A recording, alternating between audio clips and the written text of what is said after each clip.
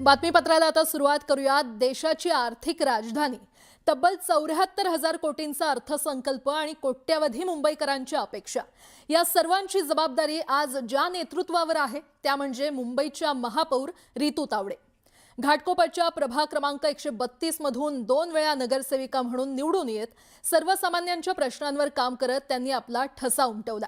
भाजप महिला मोर्चाच्या उपाध्यक्षा, महिला आर्थिक विकास महामंडळाच्या संचालक, स्थापत्य समितीच्या उपाध्यक्षा अशा विविध जबाबदाऱ्या समर्थपणे सांभाळल्यानंतर आता त्या मुंबई महानगरपालिकेच्या सर्वोच्च पदावर विराजमान आहेत। कोकणातून मुंबईपर्यंत आणि नगरसेविकेपासून महापौर पदापर्यंतचा त्यांचा हा संघर्षमय आणि प्रेरणादायी प्रवास आज आपण जाणून घेणार आहोत। रितुताई सध्या आपल्यासोबत जोडल्या गेलेल्या आहेत। रितुताई, तुमचं स्वागत आहे न्यूज 18 मराठीमध्ये। नमस्कार सर्वांना। नमस्कार ताई, सगळ्यात आधी खूप अभिनंदन। आणि आज तुम्ही देशाची आर्थिक राजधानी मुंबईच्या महापौरपदी विराजमान झालेले आहात। किती मोठी जबाबदारी वाटते, काय चॅलेंजेस आहेत?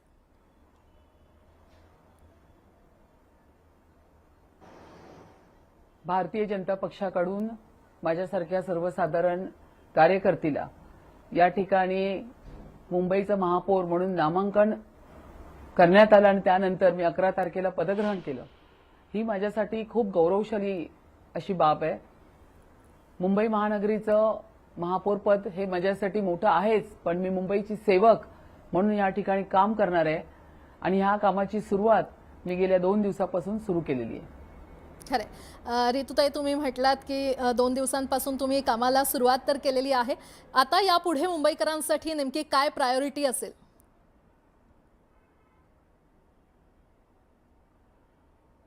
मुंबईकरांच्या बऱ्याच विविध अशा काही विषय असतात ज्याच्यामध्ये सिविक प्रॉब्लेम खूप असतात। मुंबई महानगरपालिका ही मूळ जन्माला आल्यापासून ते एखादी व्यक्ती जेव्हा एक्सपायर होते, निधन पावते, त्या सगळ्याच विषय मुंबई महानगरपालिकेशी निगडीत असतात। मग अशा वेळी मुंबईकरांना लागणाऱ्या ज्या मूलभूत गोष्टी आहेत, मग रस्ते, लाईट, पाणी, स्ट्रॉंग वॉटर ड्रेनची व्यवस्था कशी असेल, रस्ते कसे असणार, रस्त्यावरती बिफोर मॉन्सून नाले सफाई झाली आहे का, या विविध सगळ्या ज्या मुंबईकरांच्या अपेक्षा असतात त्या पूर्ण करण्यासाठी आम्ही आता सर्व नगरसेवक या ठिकाणी सज्ज आहोत आणि आम्ही त्या कामाला सुरुवातही केलेली आहे। बरं, रितुताई, तुमच्या कामाला खरं तर सुरुवात झाली आहे असं तुम्ही म्हटलात। घाटकोपर जरी तुमची कर्मभूमी असली तरी कोकण ही तुमची जन्मभूमी आहे। कोकणापासून मुंबईपर्यंत आणि मुंबईच्या महापौर होण्याचा तुमचा हा प्रवास नेमका कसा होता तो आम्हाला जाणून घ्यायला आवडेल।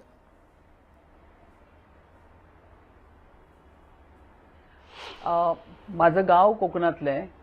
मी माहेरची पेंडूर खरारेवाडी पेंडूर गावातली आणि आफ्टर मॅरेज लग्नानंतर मी राजापूर या ठिकाणी माझं गाव आहे। माझा जो प्रवास आहे तो म्हणजे कोकणातली मी कोकण कन्या आहेच। कोकणातल्या माझ्या कोकणामध्ये माझं खूप मोठं घर आहे। आम्ही गणपतीला जातो, आम्ही पूर्ण कुटुंब जातो त्या ठिकाणी। पण मी राहायला होते ती सुभाषनगर चेंबूरमध्ये। माझा जन्म मुंबईतला आहे आणि माझं पूर्ण बालपण हे सुभाषनगर चेंबूरमध्ये झालेलं आहे। मी पालिकेच्या शाळेमध्ये शिकली आहे, बीएमसी स्कूलमध्ये, आणि तिथून मग मी आचार्य कॉलेजमध्ये ऍडमिशन घेऊन त्या ठिकाणी माझं शिक्षण पूर्ण केलं।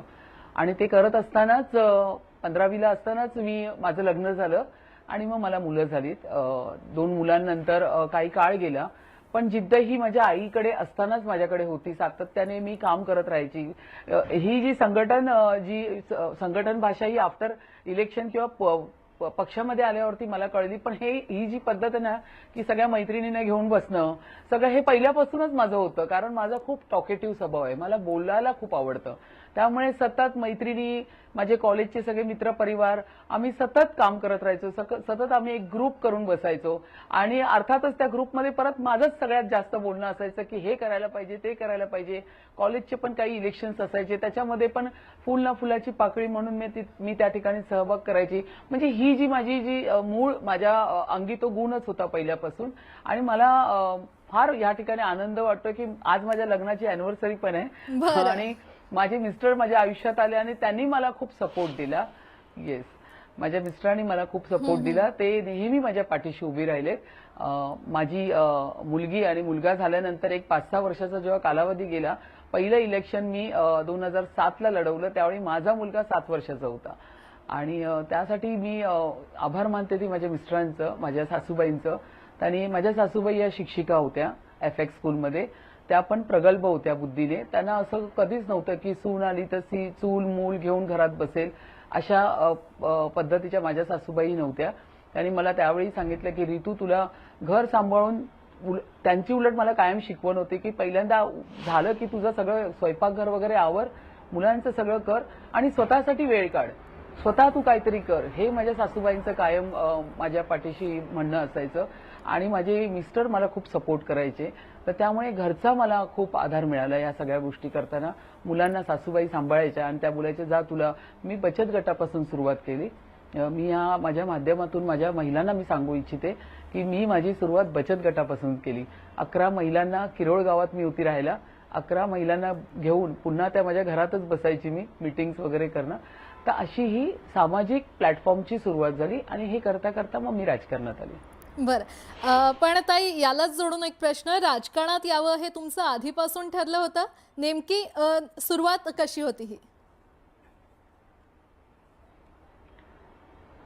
मी जवळपास 22 वर्ष काम करते आणि सुरुवात तर मी तुम्हाला सांगितली, मी बचत गटापासून सुरुवात केली.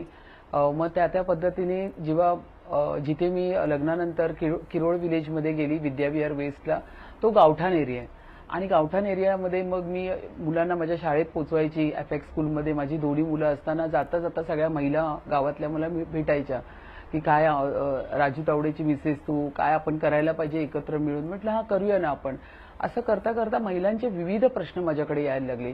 मग काही महिला खूप डोमेस्टिक व्हायलन्समध्ये होत्या, त्यांना घरचा खूप त्रास होता, पण त्या बोलत नव्हत्या कुठे. काही घरकाम करणाऱ्या महिला होत्या ज्या माझ्या कॉन्टॅक्टमध्ये आल्या की त्यांनाही खूप त्रास होत होता. काही ठिकाणी कामाच्या ठिकाणी त्रास, काही ठिकाणी घरामध्ये पण त्यांना त्रास.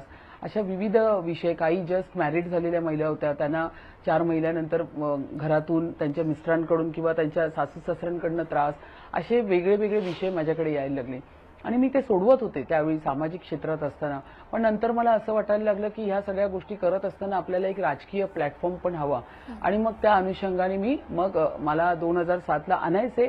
मी जिथे राहते विद्याविहार वेस्टला किरोळ विलेज, तो वॉर्ड महिला झाला आणि माझ्याकडे मग त्यावेळी काँग्रेस पक्षाचे जे नेते होते, आदरणीय गुरुदास कामत साहेब, आज ते नाही आहेत या जगामध्ये, पण त्यांनी जिल्हाध्यक्ष वेलुस्वामी यांच्याकडे निरोप पाठवला आणि सांगितलं की ह्या महिलेचं काम खूप आहे, ह्यांचं आम्ही नाव फार ऐकतोय त्या ठिकाणी, तर त्यांना तुम्ही विचारा की त्या आमच्या पक्षातून इलेक्शन लढवतील का.